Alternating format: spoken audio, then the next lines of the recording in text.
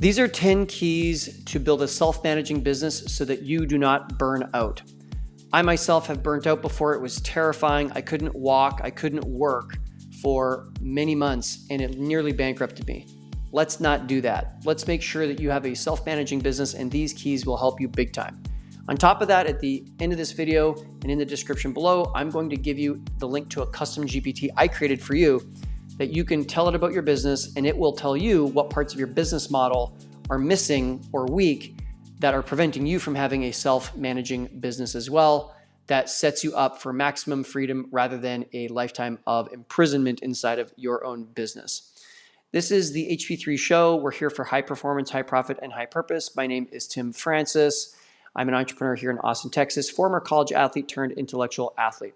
Let's dive into these 10 keys for a self-managing business so you do not burn out.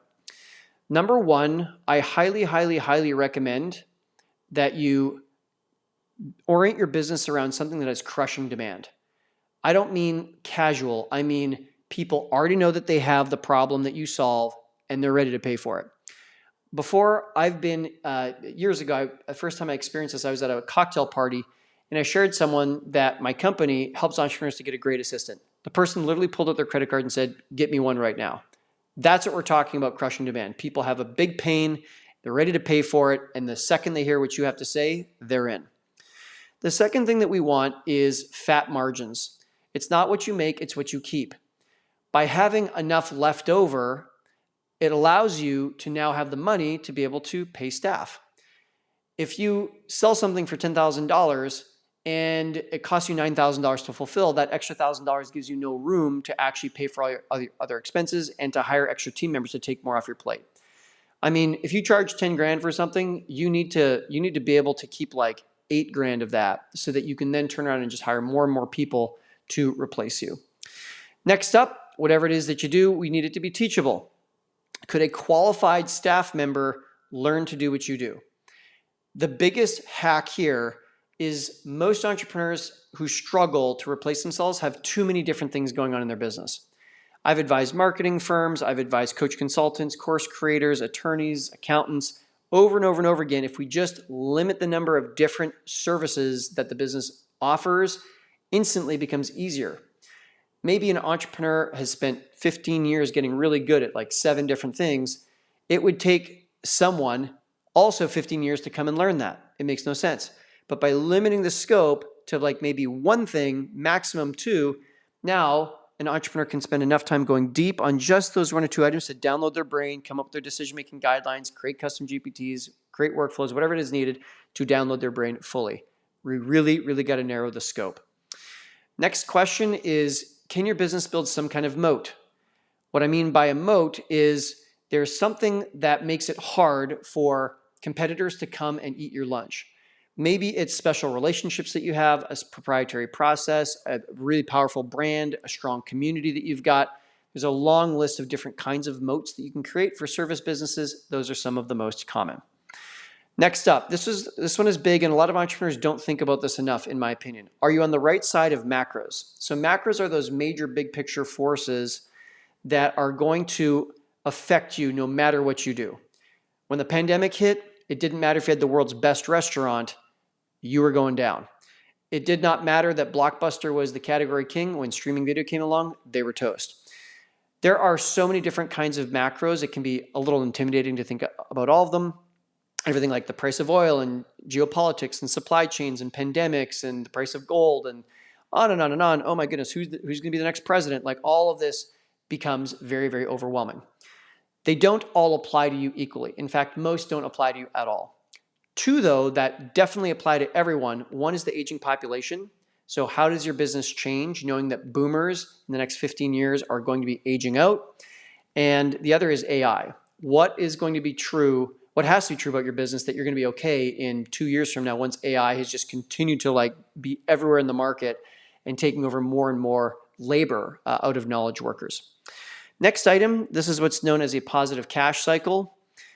This is all about when do you get cash coming in to your bank account versus when does your cash go out to pay vendors or to pay staff or to pay off your credit card. If you are in a business where you don't get paid up front and you get paid in 30 days or 60 days or 90 days or at the end of the project, you're screwed. How are you going to pay staff to do work for you? It's just not possible, right? Suddenly you have to go and get a line of credit, or you need to get investors of some kind. It's totally not sustainable. We got to get paid up front. Furthermore, we got to think about how can we push back when we have to pay other people. We want to be ethical. We want to be above board. How could you maybe, instead of paying a graphic designer who wants to be paid right away with PayPal or an ACH payment, ask them if they can just charge your credit card, because now that pushes when your cash has to go out the door by maybe 30 days. Go to your staff, see if you can pay them every 4 weeks instead of every 2 weeks, right? Little simple changes like that completely reverses your cash cycle, gets it in your favor, and now you're not constantly facing unnecessary stress. Next up, I'd say this one's like a little bit optional, but man, when I see it, it is so, so good. This is something I'm working on building right now. Do you have a community of raving fans who are organized around you? Think about CrossFit. Oh my word, people are just wild about that. And it's not just that the business has a relationship with the users, it's that the users have relationships with each other. Another good example is ClickFunnels, the marketing software. They have a massive event every single year called ClickFunnels Live. There's whole message boards and Facebook groups around fellow users talking to each other. It's really, really impressive. There's also the possibility that people are gathering around your YouTube channel or your podcast or a newsletter of some kind. That would be another way to develop community, although it's not quite as strong.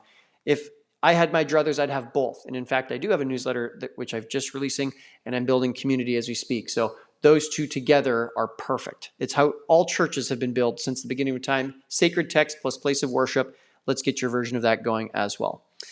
Next item is MRR, or monthly recurring revenue. What do you have in place that allows you to get paid over and over and over every single month by your customers? That could be some kind of a membership to a club or community, so members get access to each other, or some special training. It could be some ongoing service retainer. So if you provide service month after month after month after month, like a marketing agency, or maybe like a law firm or an accounting or bookkeeping firm, something like that.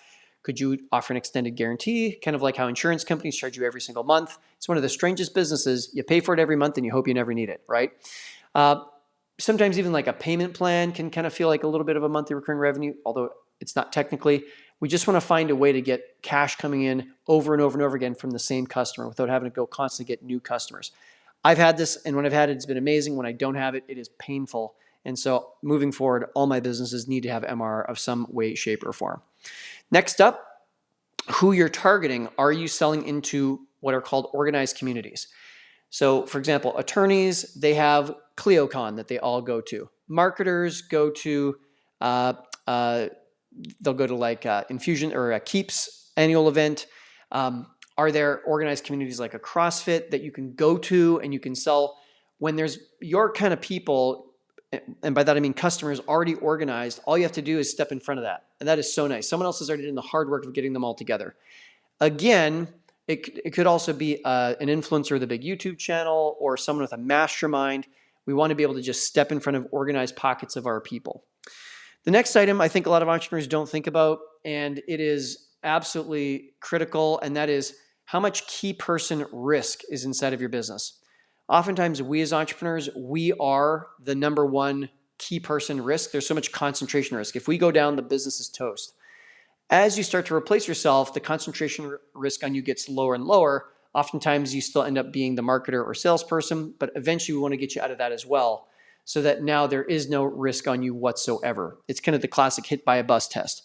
So after that, the next level of key person risk is are there key team members on your team, like a key salesperson or a key production person, that becomes a key person risk. And we may never fully remove ourselves of key person risk until we're some massive business, but we want to reduce that all the time. One other key person risk is if you have a massive client who makes up more than 20% of your revenue, that is key risk as well.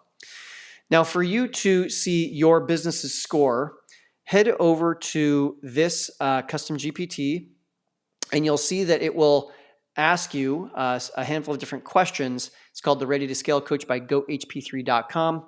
Put your business in there, and it will help you to see where you are. Go and subscribe to my newsletter at GoHP3.com. And also subscribe to this YouTube channel. I will keep bringing great advice to you so that you can have a business that is able to scale without you burning out. I'll see you in the next one.